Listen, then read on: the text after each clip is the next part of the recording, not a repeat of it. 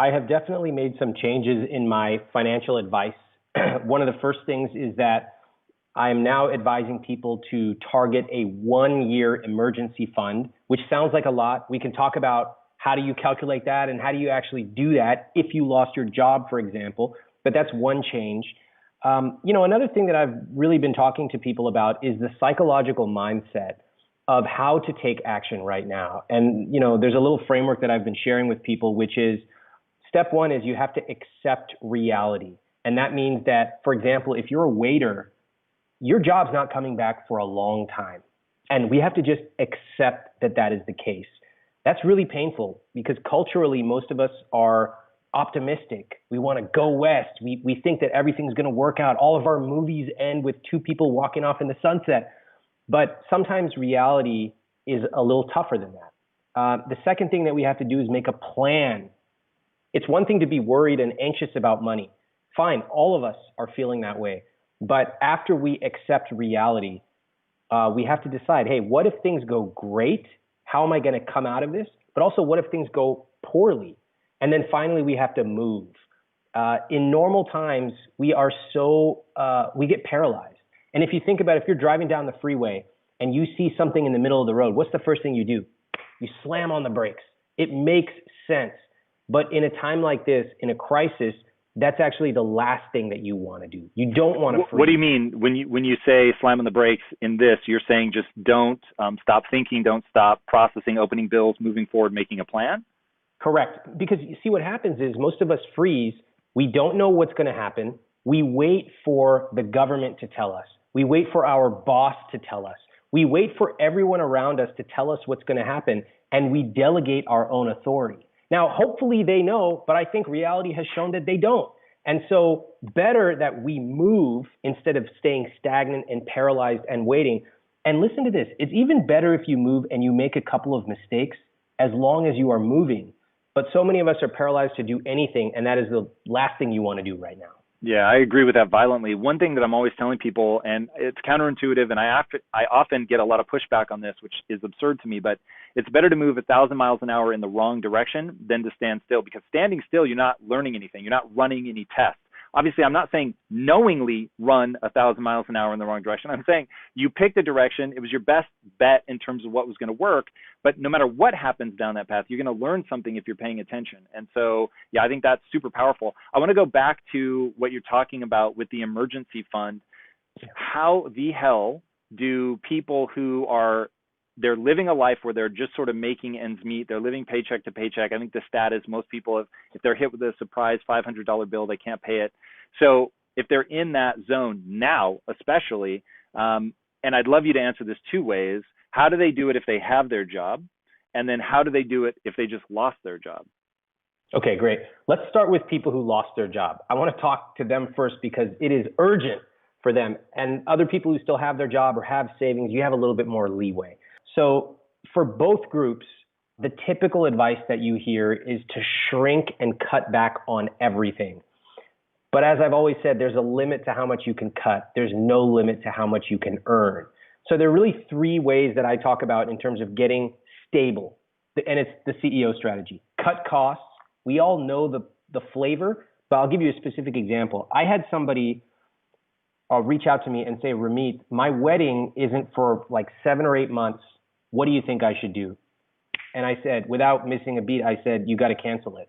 And as someone who has planned a large wedding, I know how painful that is to just think of all the money lost, all the planning, all the time.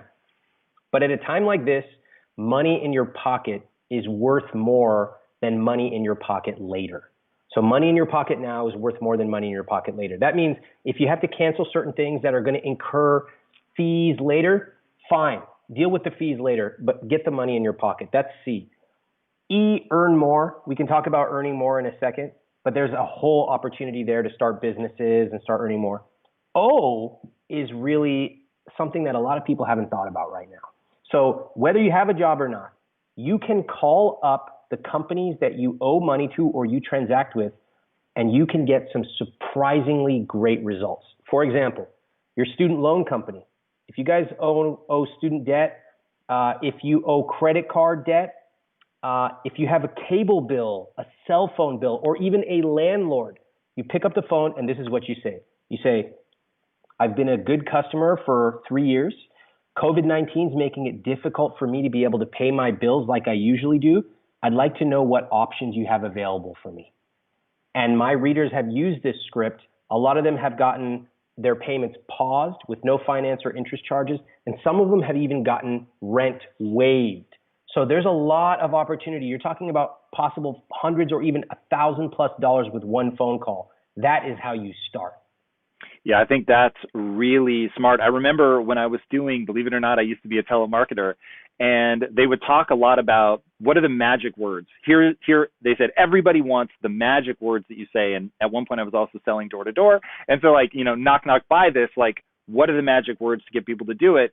I want people to understand what you just said is this is a script, right? Those are the magic words. So don't say words like that. Say those exact words. I know that you also did a video on this. I'm sure you've written this down as well. People need to understand that you're giving them the keys of the kingdom. But the one thing that you can't do is pick up the phone for them. And in sales, again, we used to joke, for some people, that phone is really fucking heavy.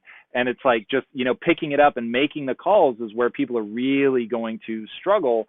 But man, like here's what's interesting about do or die times. I don't wish them on anybody, but it is really fascinating when you're backed into a corner, the reserves emotionally that you find. And this is one of the things I find so interesting about your background, that you studied psychology. So what is it that makes people so reticent to pick up that phone, and how do you help them over that hurdle? Because some people will hear the logic of, hey, $1,000 with a single phone call, they're going to do it. Other people still won't. That phone's still heavy. How do you approach people that are hesitant? I remember hearing a podcast interview with a former Navy SEAL, and he said, when other people do push-ups, they get tired.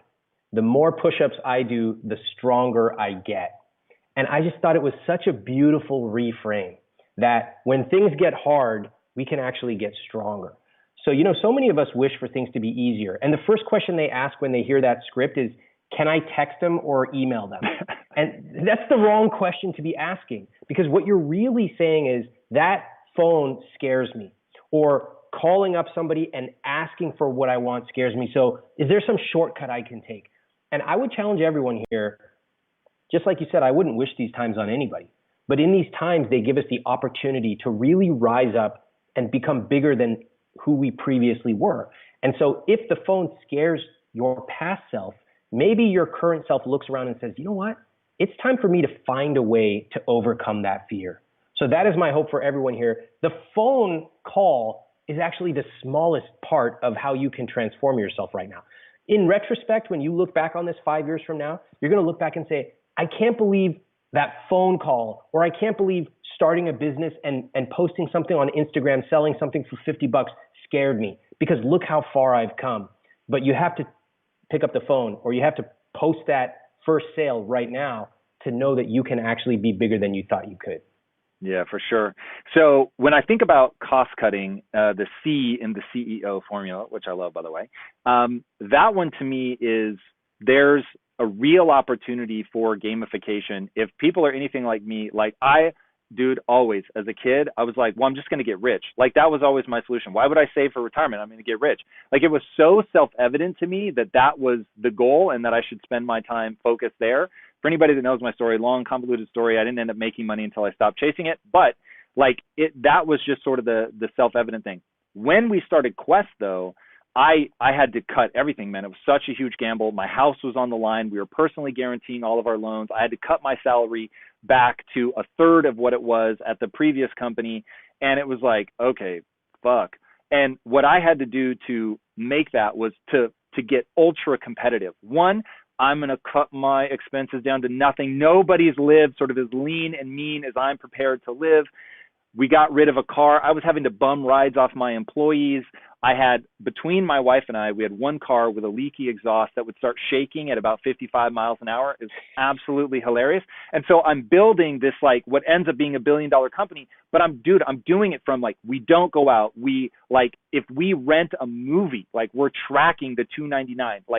Everything was so to the bone in terms of, making sure that we only had one car, so we only had insurance on one car. But I saw other people at the same time that they couldn't do it. They couldn't make the same. And I remember this one story, dude. Motherfucker was buying truffle mushrooms. He was in the same boat as me, driving a Mercedes, eating truffle mushrooms. I was like, what the fuck is happening? What are you thinking? And when I would like get this competitive spirit, this aggression towards the savings. So to put it in COVID terms, to like, dude, if I were in a position where I had to save and I had lost my job, it would be me versus COVID-19. Yeah, I love that. You know, it's so rare to hear someone going on offense with their money. Most often, like 99% of the time, people are playing life on defense, especially with their money. I guess I spent that much.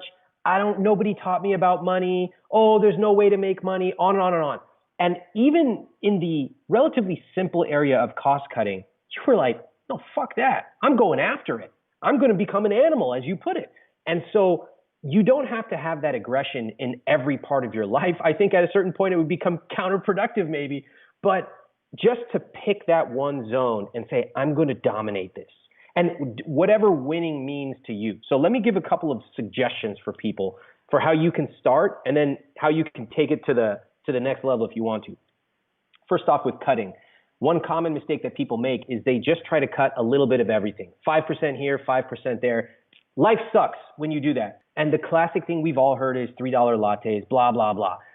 Saving $3 lattes is not going to change your life at all, okay? I've run the math. You save it for 60,000 years, maybe you end up with some real material savings. None of us are doing it. You would be better off picking your 2 to 3 biggest expenses and going after them, going really hard. Okay, you got a car payment? Let's look at that. Student loans. Have I called up my student loan company? Have I gone and typed in student loan debt payoff and calculated how I could shave 4 years off the payments? No, nobody has. They spend their life complaining, but they never read a single good book about personal finance for their entire life. So pick 2 areas, 2 to 3, target 10, 15% savings. If you can achieve those, you don't have to worry about cutting back on $3 lattes. Those 2 to 3 big expenses can be amazing. Now, if you want to go all the way, like to what you did, you can get aggressive and you can start cutting everything.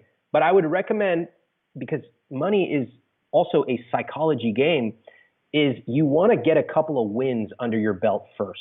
So even something as simple as getting your credit card fee waived, that's $35. It's not that much in the grand scheme, but you're going to be like, wait a second, pat myself on the back. I actually did this.